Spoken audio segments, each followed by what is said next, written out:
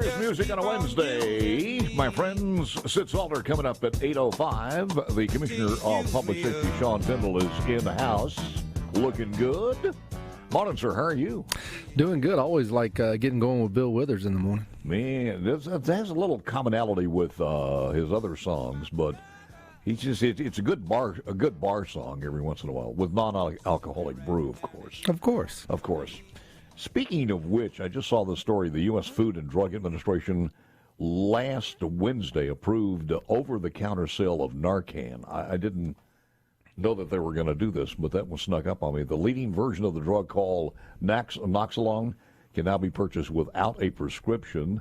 The approved nasal spray can reverse overdoses of opioids, including street drugs such as heroin and fentanyl. And prescription versions include oxycodone. So hopefully that will help instead of hurt, but we will see. Common sense stuff. Yeah, go ahead. Yeah. Well, in the Tianeptine, we passed that. I think the governor signed that one as far as some drugs are concerned. And yeah, and the bill that testing strips that allowed for those to be purchased and not be considered paraphernalia. So, I mean, again, common sense legislation that kind of removes legislation that went too far, I think is very smart and hopefully will save lives. Commissioner, the question just popped up in my mind. I think a lot of people may be asking, do you do a review of when you, at the end of the week or at the end of the month, and see what some of the stops and tickets are written for and how much does drug play into that versus just not paying attention because of texting? Do you kind of get an idea of what's going on? We do. Our Public Safety Planning Department, and of course the Mississippi Highway Patrol, helps combine those statistics, and we're able to track and see what the leading causes of wrecks are. We work with the National Highway Safety Administration on putting those things together. And obviously impaired driving and distracted driving are the two major factors in accidents in Mississippi. Alarmingly, one of the things that we really want to start focusing on, and it has been a focus, but making some maybe pushes legislatively is teenagers. We have the usually number one or number two in the nation on fatality rates for teenage drivers, and so we're going to start trying to make a big push on driver's education and getting back into the classrooms with Highway Patrol and schools talking about distracted driving and impaired driving. So a lot of work to do there. Will this have anything to do with our 15 versus 16? 15 is with some, just as they move into it, and then fully being able to drive at 16, or is it just all the way up through the entire range of teenagers? It's through the entire range of teenagers, and a couple of years ago there were some changes on taking the driver's test. That has not had an impact, but I think what we've got to do is really make a big emphasis on driver's education. When I was in school, just about every school had a driver's ed course that you could take. We don't have that anymore?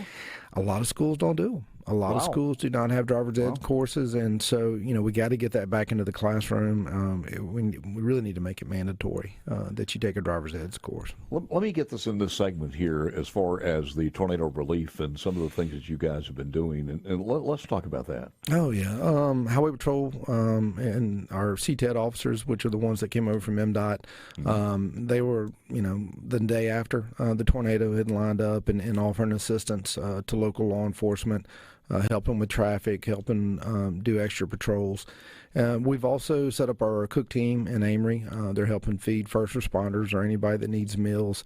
In Rolling Fork, the Mississippi Highway Patrol and the Department of Public Safety donated cars. They had 8 law enforcement officers in their department. They lost 6 of the 8 vehicles they had, so we found some of our cars that we could donate to the city of Rolling Fork, and we've turned those over to their police department. So, we've tried to do what we do in Mississippi is lend a hand to each other and help each other and be there for each other. And this is going to be a long process. Really the damage went from state line to state line with this tornado, and it's spread out. It affected multiple communities, and we've tried to be where we can and help who we can when we can. It's crazy because I don't think people realize that follow-up storm on Friday was it was not elementary stuff. I mean, it did some damage too. Absolutely. And look, it's spring here. We know that these things happen, but they usually don't happen with the veracity that this tornado did, and certainly don't happen back to back with separate tornadoes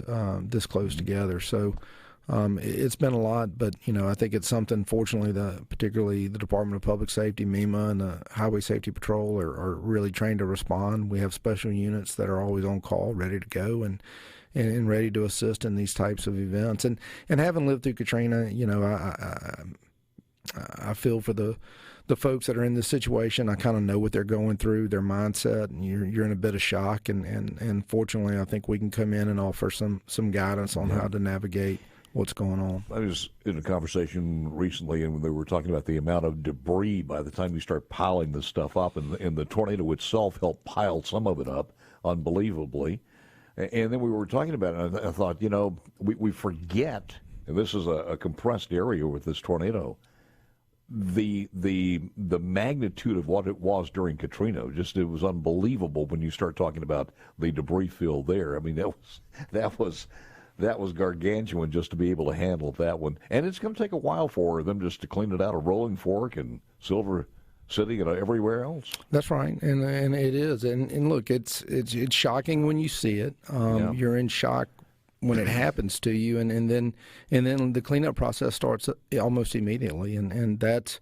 And I think the biggest thing for those folks that are involved is the unknown.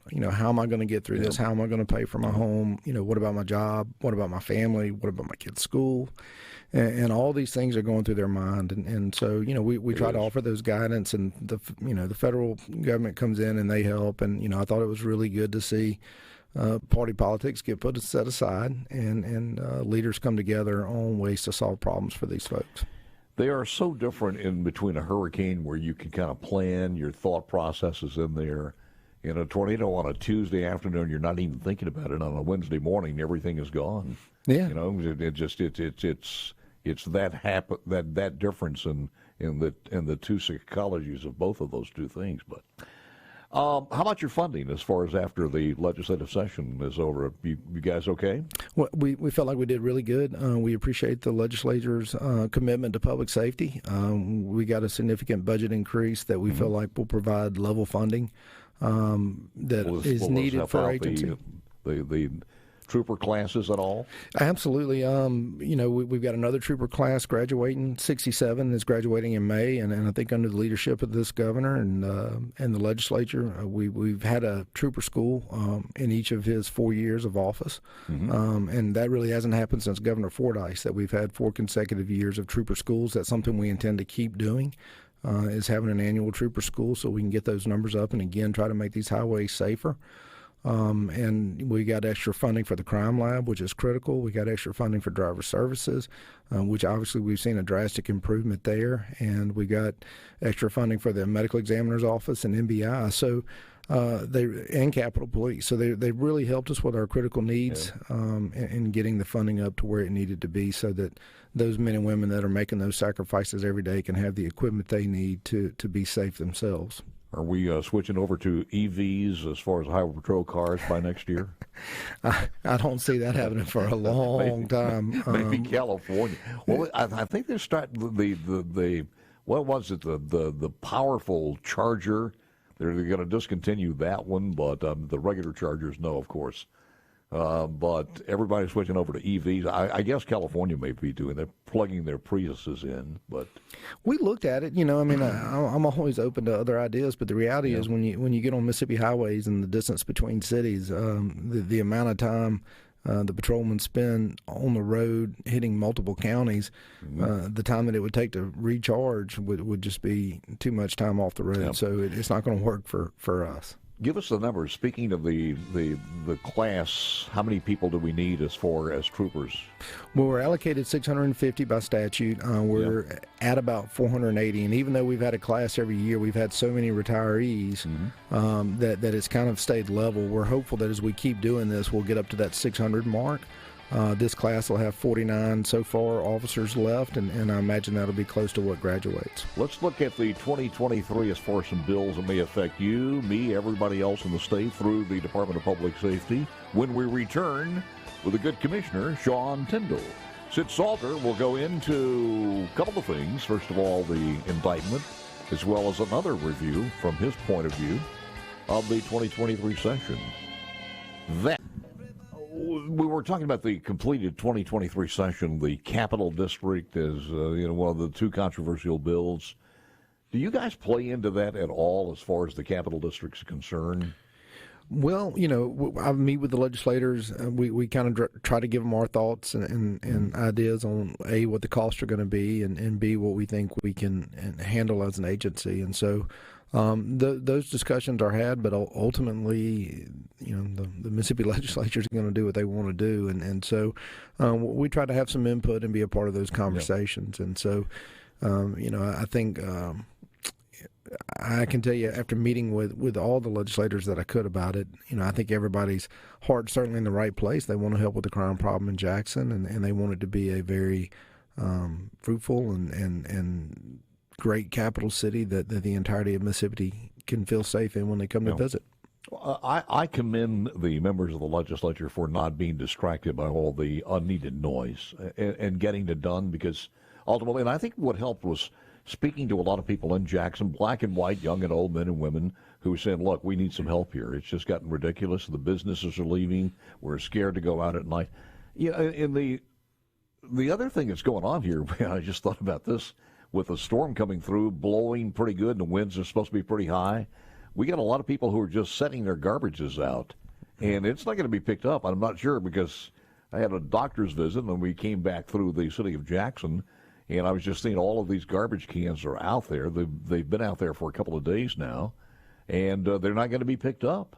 Yeah, and look, and that in and of itself is a public safety issue. Absolutely. And look, here's what I hate to see is the politicalization of public safety. At the end of the day, law enforcement officers want to do their job. They need to be able to do their job, and when the politics gets in the way of that, it's dangerous. It's not only unsafe, it's dangerous. And we've got to set those kind of things aside and let law enforcement officers do their jobs. And with that, and that's one of the things I think we have been able to bring with Capitol Police is the officers there know that they can do their job. And look, I've learned, we've gone and done a number of meetings around the city with community leaders and churches and trying to hear more from the public. And I'll be the first to say that originally I was looking at it more as a state law enforcement agency, and I failed to contemplate and push for the community side of it. And so, as a result of a lot of those meetings, we have started a community resource officer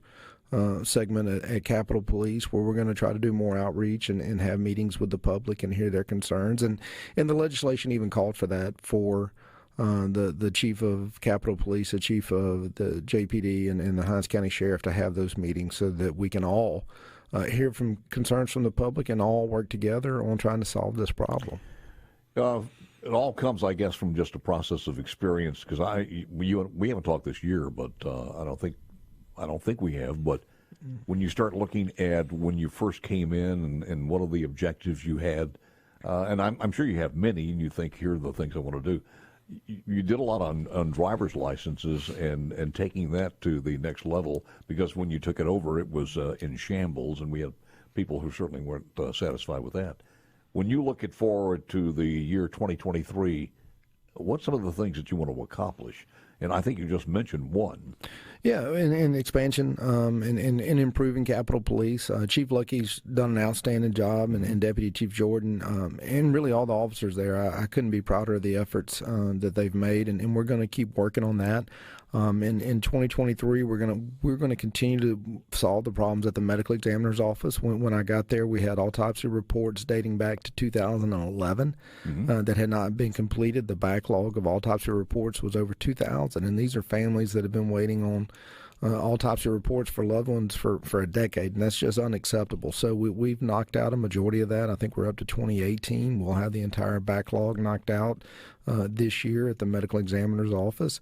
We're working on things at the crime lab. The average turnaround time for a drug analysis is 1 year, about 18 months, so about a year and a half. That's too long when somebody's waiting on their right for a speedy trial. And so we're working to solve those problems. We got extra money for that. And so, we've put together, I think, a great team, and we're going to make an emphasis on that. And I mentioned driver safety, and I've talked to Colonel again, and we're really trying to make a push this year to get it more into the schools and do more education on driver safety, particularly teenage drivers. And I want to push legislation next year for mandatory driver's education. Any changes as far as the training academy? We have a new director out there, Tony Carlton. He's doing a really, really great job.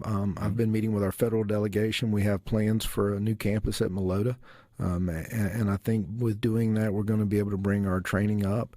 It's got to be such a point of emphasis. MBI has been doing a great job working on officer-involved shootings across the state. There are a lot of things that come to my attention that we need to work on to protect the officers and provide better training so that they can do a better job serving the public. And so we're really making an emphasis on that. For the first time ever, MBI is opened up for lateral transfers into that division. It's always been just part of Highway Patrol. And it's still going to be, mostly Highway Patrol, but we do have an opportunity for outside investigators, maybe retired federal agents, to come work with the Mississippi Bureau of Investigation. Oh. So I'm excited about that. The deadline for those applications is this Friday, and from what I understand, we have well over 200 that have applied for the 11 openings that we have. Commissioner, what's the regimen on officers Highway Patrolmen? Do they come back for any updates or training programs on a yearly basis, monthly? How does that work out? We have annual classes and certification for all our divisions, but Highway Patrol's done a really, really good job of that. Mm-hmm. Statutorily, the police departments have to do that. The sheriff's departments do not, and so I think that's something we need to have some serious conversations about, is mandatory recertification and continuing education classes for law enforcement. It's just things change, and you've got to keep up with the time. So we're trying to do that at Melota as well as offer those courses. Before we run out of time here, any of the specific bills that have passed, gone to the governor or have been signed by the governor that you want to spotlight? Well, obviously the Guardian Act was something that caught a lot of attention. Our Mississippi Office of Homeland Security is going to be involved with that. I imagine it'll be up and running in 2024, and it's really where we're going to be training teachers that have an enhanced carry permit and the school wants to authorize them to carry a firearm. We want to give them some additional training so that they can be prepared to respond to an active shooter situation. And look, I'll be the first to say, and I've said it numerous times, school resource officers are the best option, but I don't know how practical that is to have a law enforcement officer at every single school in the state, and certainly some don't have the finances to do that. So if they make this decision, we just want to make sure that the teachers that are authorized to do it have proper training, not only in firearms and self-defense, but also communications with law enforcement, and that we set out plans so that we can respond like what you saw in Nashville, where there was a really quick and good response. And even that, even though that was a really good response on behalf of law enforcement, there were still lives lost, and we've just got to do a better job to make sure that doesn't happen. So we're going to continue to work on that. Was there anything in that law that said the people, the person or persons who do get that certification that they can carry a firearm have to be noted or identified, or the school has to say if they are doing that? Not right now. Schools can do it anyway. Now, if they go through this program, they have to be identified, and then we mandate that we have a plan with local law enforcement. But that's within the department, not with to the general public. Not to the general public, and part of that is you might not want that information made known so that the shooter would know who they need to take out first in that situation. There was HB 281, which did pass. I think the governor signed this one. Law officer killed in the line of duty. Are you familiar with that one? We've had a couple of those. I'm not sure about the specifics on that one. I just think it was the beneficiaries or certifying that and to. I didn't read the whole thing, but there were a couple of. You're right. There were a couple of those. I should have had the whole bill out. I don't. What's the status of the building, real quick? How do we look over there? So June 2024, we're supposed to move in. The new headquarters building will be complete. Wow. And so for the first time in our agency history, everybody will be under one roof. That's going to be a major change, isn't it? Absolutely, and it's a great change. And a good change, yeah, you're right. Always good talking to you, sir. Appreciate it very, very much. Well, great talking to you, Paul. Paul, thanks for having us on, and really do appreciate the opportunity. Commissioner of the Department of Public Safety, Sean Tindell. Sid Salter is